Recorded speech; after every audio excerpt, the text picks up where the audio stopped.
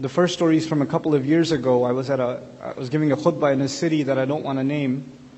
And at the end of the khutbah, a father came up to me and said, "I'd really like you to have lunch at our house. I want you to talk to my daughter."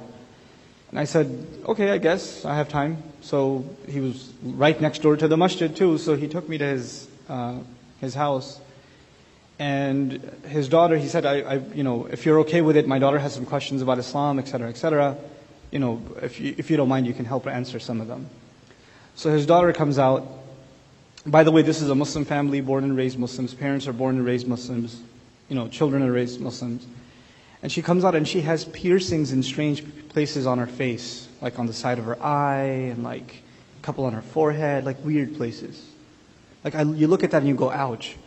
But anyway, so she sits down. I'm kind of weirded out at this point, but okay, you know what? Let's have her ask her questions. And she had about 30 of those. She had about 30 questions. And I didn't answer any of them. I just said, "So what else?" I kept saying, "What else?" And she kept adding stuff. And she had questions like, "Well, I have some friends in high school and they're gay and they're not bad people. They haven't killed anyone. So why do we hate them so much? And why did God make a hell? Why do you have to do that? What's the point? If he wanted to make a hell, then why did he create us to begin with? If he knows we're going to go there, then why did he do that to us?" And she said, "Well, what's so bad about having a boyfriend? It's not like, murder. I'm not that bad. What's the big deal? Why did we make such a big deal out of everything?" And I said, at this point, internally, I've already had 3 heart attacks, but externally, I'm saying to her, "What else?" And she just keeps going and going and going. And mind you, her father is sitting there, so if I'm having seizures, I felt really sad for him. I really did.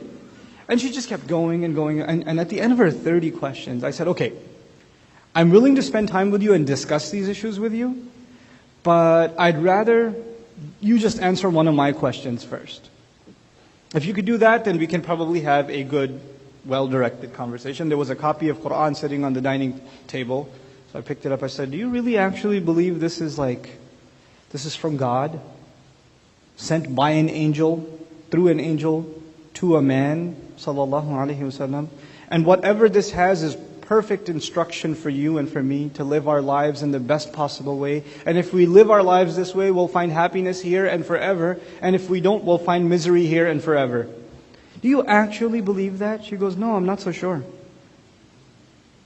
So she told me flat out, "I'm not so sure." I said, "Well, then all of those other questions don't matter.